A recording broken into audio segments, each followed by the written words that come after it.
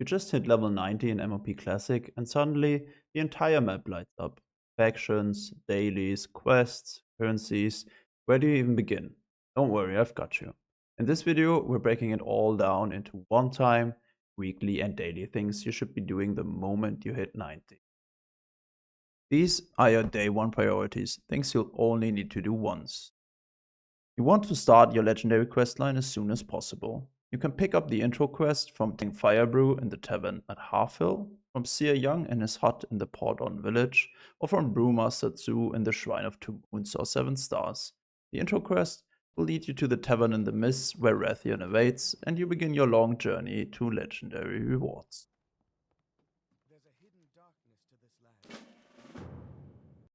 You want to finish the Wet Waste questline as soon as possible. It gives you good starting gear, a good amount of gold, and it unlocks the Klaxxi dailies.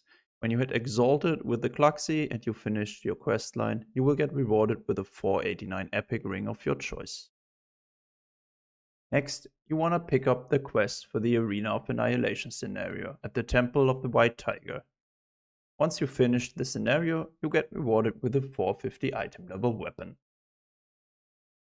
While you are already at the Temple of the White Tiger, you also want to pick up the quest to unlock the Vale of Eternal Blossoms.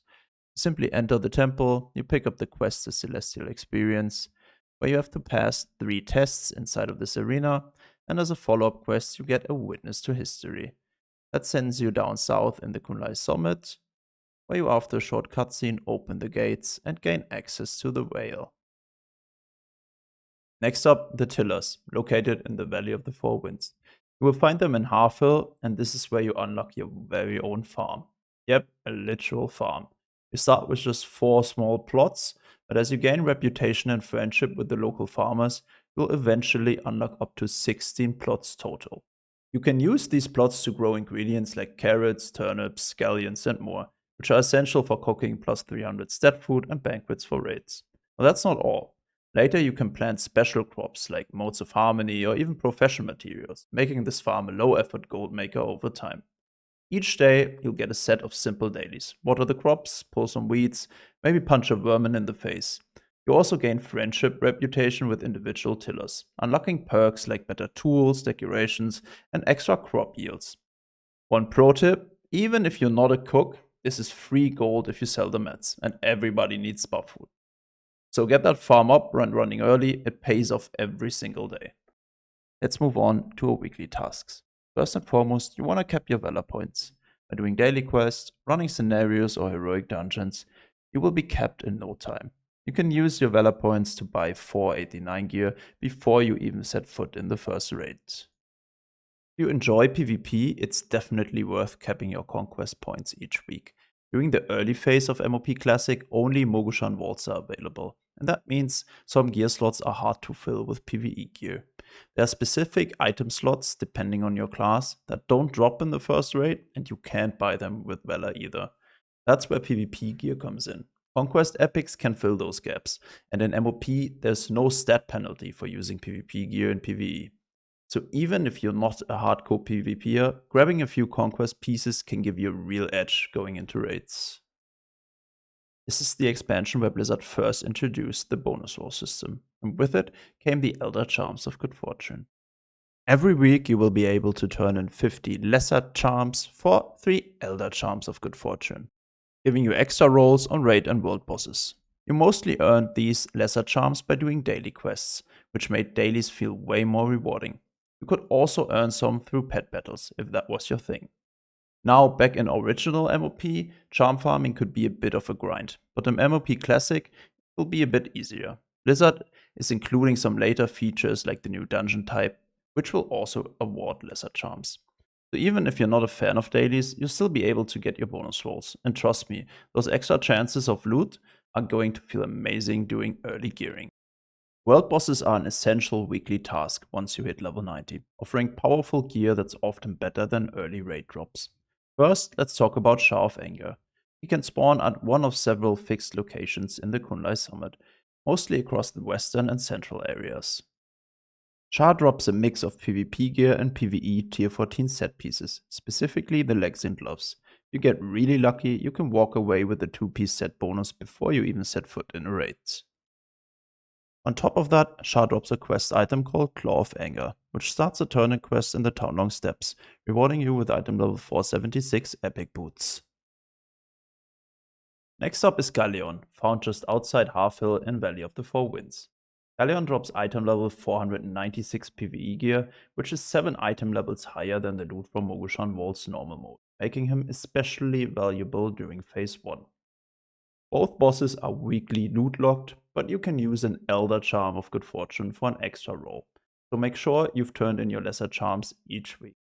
The bosses are open tag, easy to group for, and drop high value loot. Make sure they are part of your weekly checklist. Daily quests are the backbone of your endgame progression early on, offering reputation, lesser charms, gear, gold, and profession perks. The Klaxxi in the Dreadways offer rep that unlocks powerful pre-raid items, trinkets, and unique augments.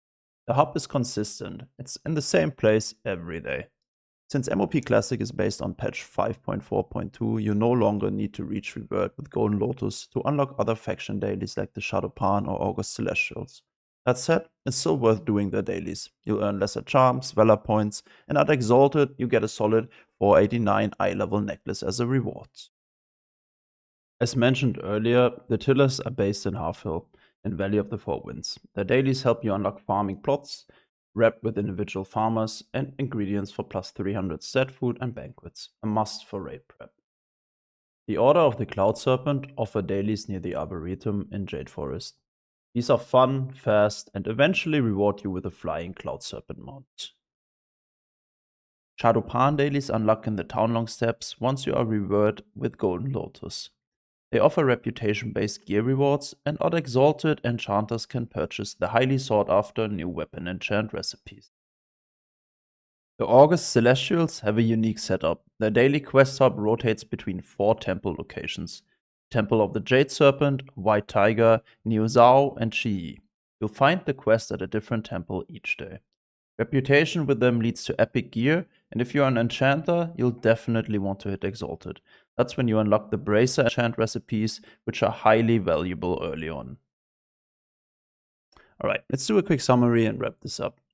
So again, when you hit 90, the one-time things you want to do are you want to get your legendary questline going, you want to finish your Dreadways questline, you want to pick up your Arena of Annihilation quest. While you're there, you want to unlock the Vale of Eternal Blossoms, and you want to start your farm to get your production going. As for your weekly tasks, you want to cap out your Valor Points. If you can, you want to cap out your Conquest Points. You want to get bonus rolls, and you want to kill both world bosses.